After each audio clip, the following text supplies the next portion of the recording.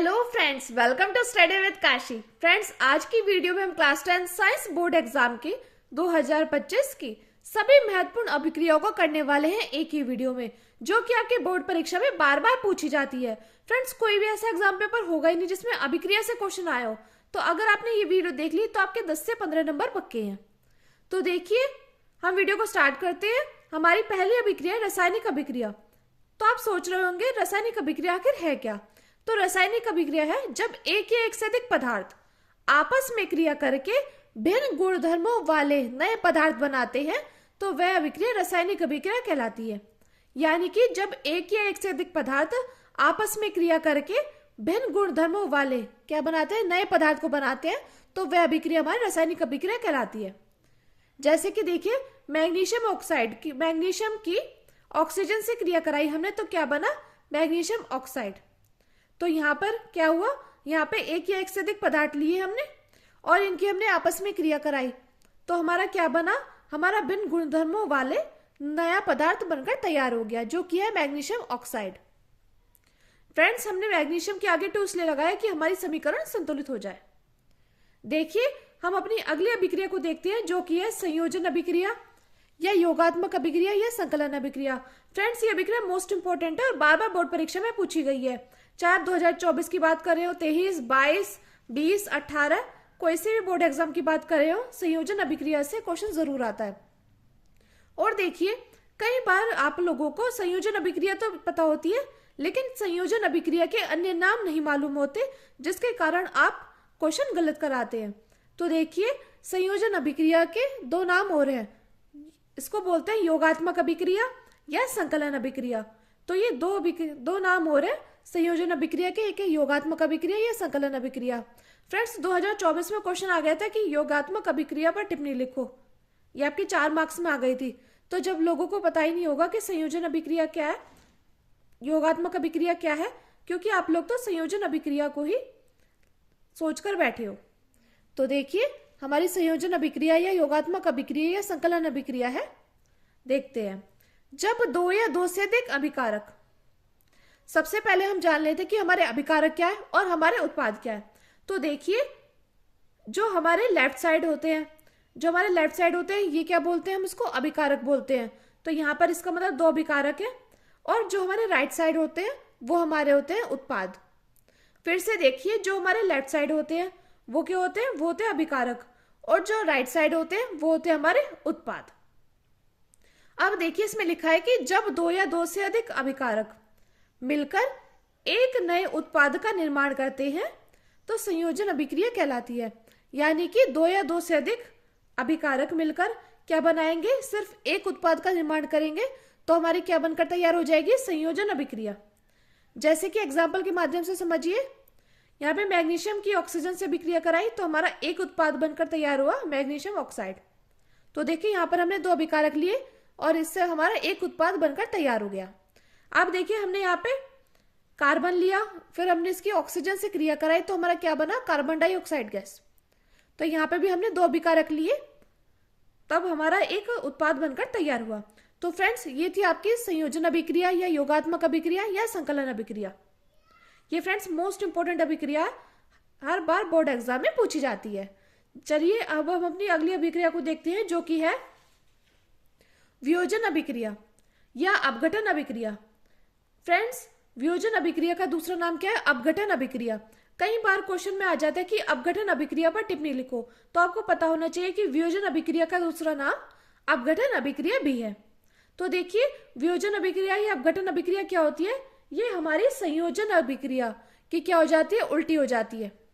जैसे कि उसमें 2 अभिकारक मिलकर एक उत्पाद का निर्माण कर रहे थे, तो इसमें क्या होगा, इसमें एक अभिकारक टूटकर 2 या 2 से अधिक उत्पाद का निर्माण करते हैं।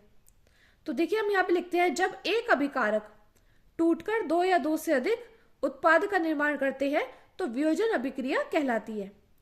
जैसे कि अगर आपको याद ना हो तो आप संयोजन अभिक्रिया याद कर लीजिएगा। तो संयोजन अभिक्रिया की उल्टी क्या होती है, वियोजन अभिक्रिया, क्योंकि इसमें जब एक अभिकारक टूटकर 2 या 2 से अधिक उत्पाद का निर्माण करते हैं, तो हमारी वियोजन अभिक्रिया कहलाती है।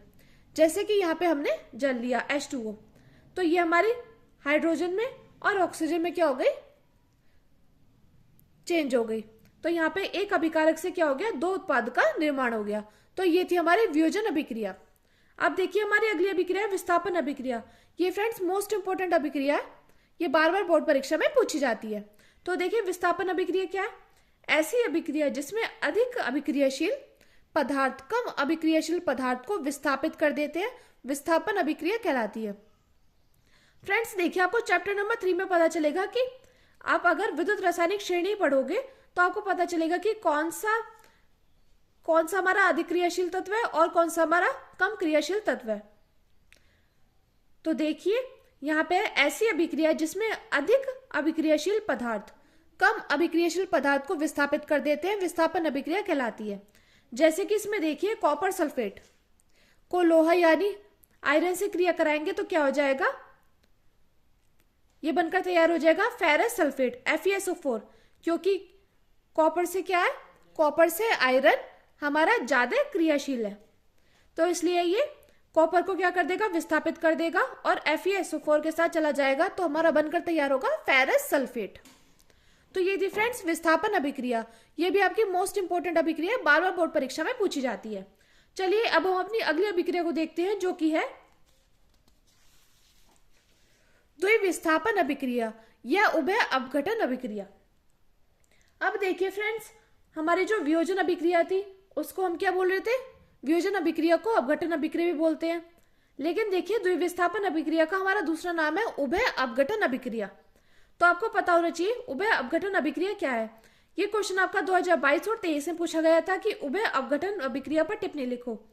तो कई लोगों को तो इसका दूसरा नाम ही नहीं पता रहता, तो वो इसलिए वो क्वेश्चन को छोड़कर आ जाते हैं। तो इसलिए आपको पता होना चाहिए कि द्विविस्थापन अभिक्रिया का हमारा दूसरा नाम क्या है, दूसरा नाम हमारा उभय अपघटन अभिक्रिया है। अब देखिए हम यहाँ पे लिखते हैं जब अभिकारकों के बीच आयनों का आदान प्रदान होता है तो उसे द्विविस्थापन अभिक्रिया कहते हैं। यानी कि क्या हो जाता है, द्विविस्थापन अभिक्रिया में क्या हो जाता है, इसमें आयनों का क्या हो जाता है, आदान प्रदान हो जाता है।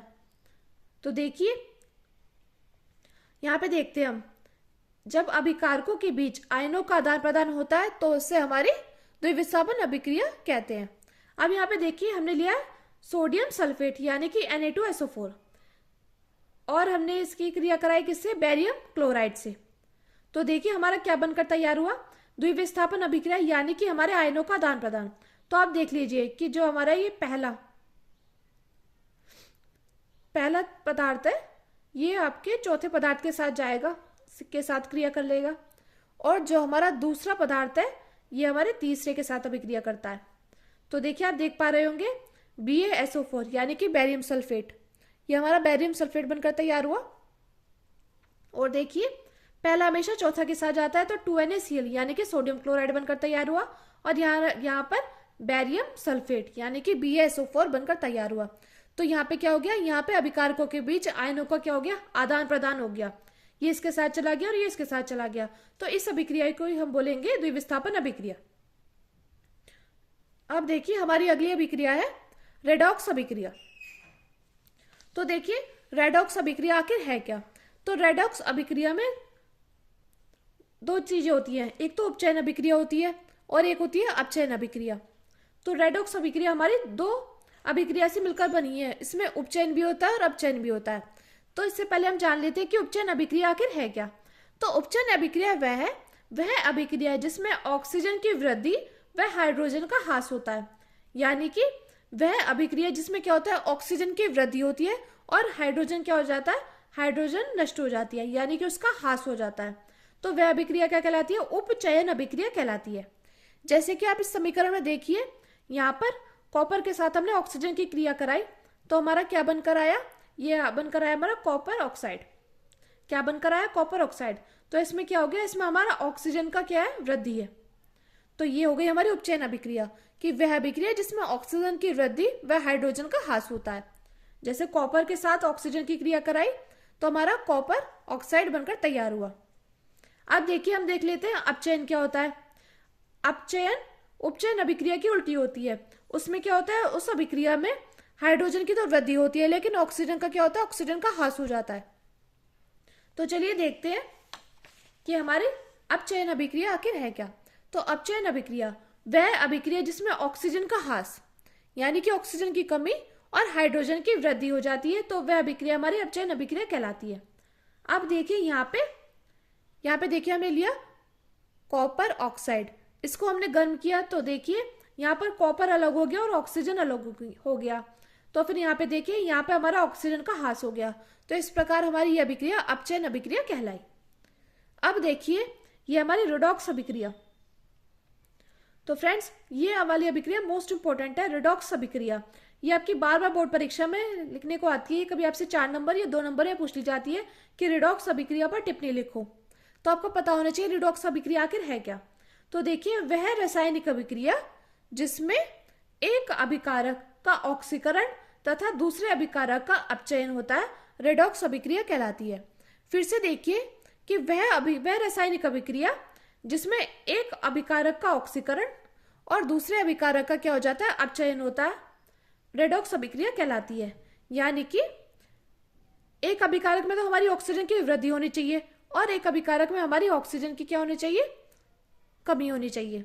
तो वह अभिक्रिया क्या कहलाएगी, वह अभिक्रिया कहलाएगी हमारी रेडॉक्स अभिक्रिया। और रेडॉक्स अभिक्रिया का दूसरा नाम भी है उपचयन अपचयन अभिक्रिया। कई बार एग्जाम पेपर में ये लिखा जाता है कि उपचयन अपचयन अभिक्रिया पर टिप्पणी लिखो। तो आपको पता होना चाहिए रेडॉक्स अभिक्रिया का दूसरा नाम उपचयन अपचयन अभिक्रिया भी है। तो रेडॉक्स अभिक्रिया है कि वह रासायनिक अभिक्रिया जिसमें एक अभिकारक का ऑक्सीकरण तथा दूसरे अभिकारक का अपचयन होता है, रेडॉक्स अभिक्रिया कहलाती है। अब देखिए इसमें क्या है, इसमें हमारी है, हमने यहाँ पे एक समीकरण ली, यहाँ पर हमने कॉपर ऑक्साइड लिया, इसकी हमने हाइड्रोजन से क्रिया कराई। तो देखिए हमारा यहाँ पे क्या हुआ, यहाँ देखिए यहाँ पे हमारा इसका अपचयन हो गया, यानी कि हमारा ऑक्सीजन का क्या हो गया, ह्रास हो गया। तो इसका मतलब यहाँ पर क्या हुआ, अपचयन हुआ। और देखिए हाइड्रोजन के साथ ऑक्सीजन आई तो इसका मतलब यहाँ पर ऑक्सीजन की वृद्धि हुई। तो यहाँ पे क्या हुआ, यहाँ पे उपचयन हुआ यानी कि ऑक्सीजन की वृद्धि। तो फ्रेंड्स ये थी हमारी रेडॉक्स अभिक्रिया। फ्रेंड्स ये जितनी भी अभिक्रिया मैंने लिखी है ये सभी मैंने सरल भाषा में लिखी है। अगर आप वीडियो को 1 से 2 बार देखोगे तो आपको आसानी से याद हो जाएगी। और अगर आपको वीडियो अच्छी लगी हो तो प्लीज ज्यादा से ज्यादा लोगों में शेयर करिए और वीडियो को ज्यादा से ज्यादा लाइक कर दिए। अब देखिए हमारी अगली अभिक्रिया है ऊष्माक्षेपीय अभिक्रिया। फ्रेंड्स ये अभिक्रिया भी हमारी मोस्ट इंपॉर्टेंट है, बार बार बोर्ड परीक्षा में पूछी जाती है कि ऊष्माक्षेपीय अभिक्रिया क्या है, ऊष्माशोषीय अभिक्रिया क्या है। तो देखिए ऊष्माक्षेपीय अभिक्रिया है हमारी वह अभिक्रिया जिसमें उत्पाद के साथ ऊष्मा उत्पन्न होती है, ऊष्माक्षेपीय अभिक्रिया कहलाती है। यानी कि वह अभिक्रिया जिसमें हमारे उत्पाद के साथ क्या होती है, ऊष्मा उत्पन्न होती है, तो वो हमारी ऊष्माक्षेपीय अभिक्रिया कहलाती है। जैसे कि उदाहरण के माध्यम से देखिए कार्बन के साथ ऑक्सीजन की क्रिया कराई तो हमारा क्या बनकर तैयार हुआ, कार्बन डाइऑक्साइड। अब इसमें क्या हो गया, इसमें ऊष्मा उत्पन्न होगी, यानी कि ऊष्मा क्या है, यहाँ पर ऊष्मा उत्पन्न हो गई, यानी कि इसमें से ऊष्मा निकल रही है। तो देखिए जब हमने कार्बन यानी कि कोयले को जलाया, ऑक्सीजन के साथ जलाया तो हमारी क्या बनकर तैयार हुई, कार्बन डाइऑक्साइड गैस। और इसमें क्या हो गई, इसमें हमारी ऊष्मा उत्पन्न हो गई। तो ये अभिक्रिया हमारी कहलाएगी ऊष्माक्षेपीय अभिक्रिया। फ्रेंड्स एक बात और, कोई भी वस्तु या पदार्थ तब तक नहीं जल सकता जब तक वह ऑक्सीजन के संपर्क में न हो। अगर कोई पदार्थ ऑक्सीजन के संपर्क में होगा तभी जल पाएगा, अन्यथा नहीं जल पाएगा। तो इसी प्रकार कार्बन के साथ ऑक्सीजन की क्रिया कराई तभी हमारा कार्बन डाइऑक्साइड गैस तैयार हुआ और हमारी ऊष्मा उत्पन्न हुई। तो फ्रेंड्स ये थी हमारी ऊष्माक्षेपीय अभिक्रिया। अब देखिए ऊष्माशोषीय अभिक्रिया क्या है, वह अभिक्रिया जिसमें उत्पाद के साथ ऊष्मा का अवशोषण होता है, यानी कि वह अभिक्रिया जिसमें उत्पाद के साथ ऊष्मा क्या हो जाती है, ऊष्मा एब्जॉर्ब हो जाती है, तो वो हमारी ऊष्माशोषीय अभिक्रिया कहलाती है। जैसे कि हमने यहाँ पे सिल्वर क्लोराइड लिया, AgCl को सूर्य के प्रकाश की उपस्थिति में गर्म किया तो हमारा क्या बनकर तैयार हुआ, यहाँ पर हमारा सिल्वर और क्लोरीन अलग अलग हो गया और यहाँ पे हमारी ऊष्मा क्या होगी, इसमें यहाँ पे ऊष्मा का अवशोषण हो गया, यानी कि ऊष्मा हमारी एब्जॉर्ब हो चुकी है। तो फ्रेंड्स ये था हमारा ऊष्माशोषी अभिक्रिया। ऊष्माक्षेपीय अभिक्रिया में तो ऊष्मा उत्पन्न हो रही थी और देखिए ऊष्माशोषी अभिक्रिया में हमारी ऊष्मा एब्जॉर्ब हो रही थी, यानी कि ऊष्मा का अवशोषण हो रहा था। तो ये आपको पता होना चाहिए कि ऊष्माक्षेपीय अभिक्रिया में तो उत्पाद के साथ ऊष्मा उत्पन्न होती है और ऊष्माशोषी अभिक्रिया में उत्पाद के साथ ऊष्मा का अवशोषण होता है। देखिए अब हम अपनी अगली अभिक्रिया को देखते हैं जो कि है वियोजन अभिक्रिया। तो देखिए फ्रेंड्स, मैंने पहले आपको बताया कि वियोजन अभिक्रिया क्या थी। तो वियोजन अभिक्रिया का दूसरा नाम हमारा अपघटन अभिक्रिया भी था। तो देखिए वियोजन अभिक्रिया में क्या हो रहा था, वियोजन अभिक्रिया में हमारा एक अभिकारक दो या दो से अधिक उत्पाद में टूट रहा था। तो देखिए वियोजन अभिक्रिया अगर आपने नहीं देखी तो सेकंड या थर्ड क्वेश्चन में हमारा वियोजन अभिक्रिया है। अब देखिए कई बार पूछ लिया जाता है वियोजन अभिक्रिया के प्रकार। तो कितने प्रकार होते हैं वियोजन? 3 प्रकार की होते हैं। एक तो उसमें वियोजन अभिक्रिया, दूसरी है विद्युतीय वियोजन अभिक्रिया और तीसरी है प्रकाशीय वियोजन अभिक्रिया। तो ये हमारी 3 प्रकार की अभिक्रिया होती है। तो देखिए हमारी पहली अभिक्रिया उसमें वियोजन अभिक्रिया। तो देखिए उसमें वियोजन अभिक्रिया में क्या होता है, जब वियोजन अभिक्रिया ऊष्मा के कारण होती है, यानी कि जब कोई अभिक्रिया किसके कारण होती है, हीट के कारण होती है, तो वह हमारी उसमें वियोजन अभिक्रिया कहलाती है। फ्रेंड्स ये क्वेश्चन आपसे 2 मार्क्स या 4 मार्क्स से पूछ लिया जाता है, या 6 मार्क्स में भी पूछ लिया जाएगा कि वियोजन अभिक्रिया क्या है, उस पर टिप्पणी लिखो, और वियोजन अभिक्रिया के प्रकारों पर भी टिप्पणी लिखो। तो आपको पता होना चाहिए वियोजन अभिक्रिया क्या है और इसके प्रकार के बारे में भी मालूम होना चाहिए।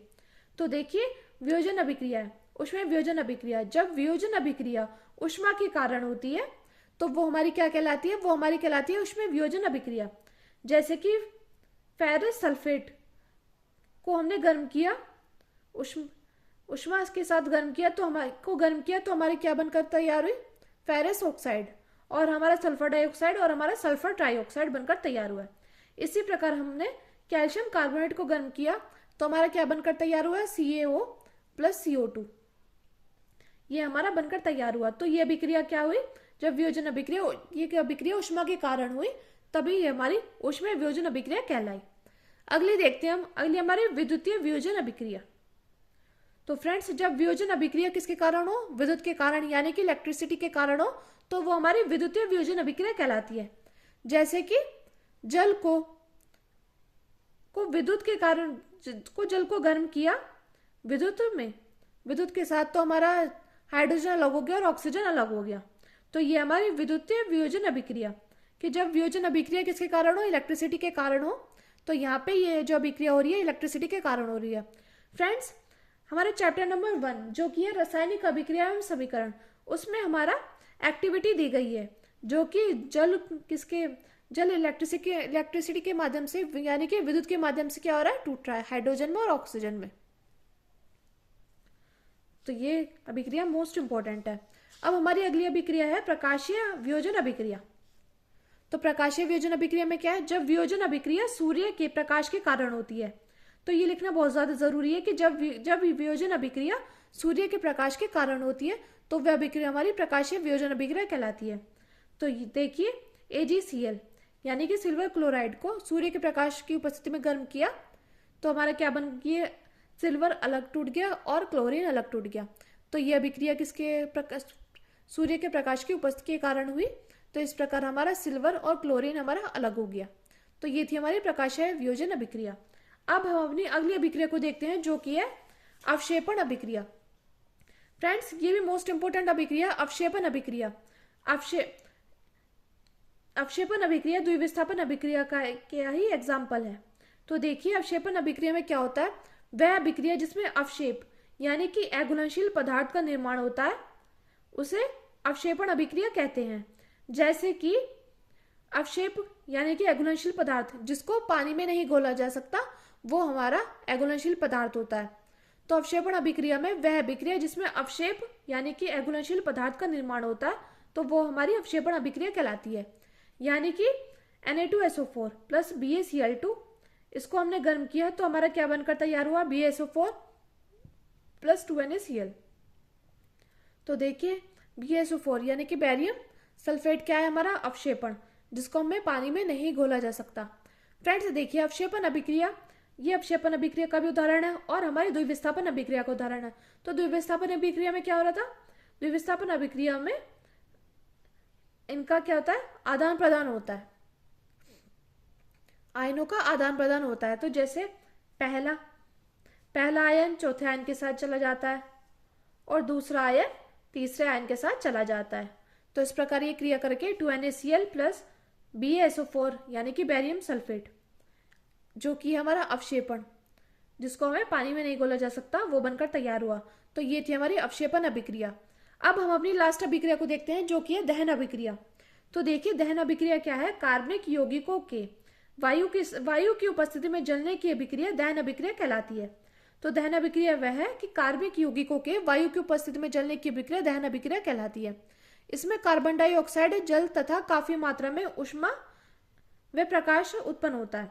तो इसमें क्या होता है, इसमें कार्बन डाइऑक्साइड गैस, जल और काफी मात्रा में प्रकाश उत्पन्न होता है, ऊष्मा व प्रकाश उत्पन्न होता है। तो देखिए दहन अभिक्रिया में क्या होता है, कार्बनिक यौगिकों को वायु की उपस्थिति में जलने की अभिक्रिया क्या कहलाएगी, दहन अभिक्रिया। फ्रेंड्स आपको पता ही हो गया, कोई भी वस्तु तब तक नहीं जलती जब तक वह ऑक्सीजन की संपर्क में न आए। तो ऑक्सीजन के संपर्क में आना बहुत ज्यादा जरूरी है, तभी कोई वस्तु जल पाएगी। तो इसलिए यहाँ पे कार्बनिक यौगिकों की वायु की उपस्थिति में जलने की अभिक्रिया दहन अभिक्रिया कहलाती है। इसमें कार्बन डाइऑक्साइड, जल तथा काफी मात्रा में ऊष्मा व प्रकाश उत्पन्न होता है। तो कार्बन के साथ ऑक्सीजन को गर्म करेंगे तो हमारा बनकर तैयार हुआ कार्बन डाइऑक्साइड गैस प्लस ऊष्मा व प्रकाश। तो फ्रेंड्स ये थी हमारी सभी महत्वपूर्ण अभिक्रिया हमारे साइंस की, जो कि हमारे क्लास 10 साइंस की। फ्रेंड्स अगर आपने ये पूरी अच्छे से कर ली ना, तो आपके 10 से 15 नंबर पक्के हैं। आपको 70 में से 70 नंबर आने से कोई नहीं रोक सकता। अगर फ्रेंड्स आपको वीडियो अच्छी लगी हो तो प्लीज हमारे चैनल को सब्सक्राइब कीजिए और वीडियो को लाइक, शेयर, कमेंट जरूर कीजिए। Thank you, thanks for watching.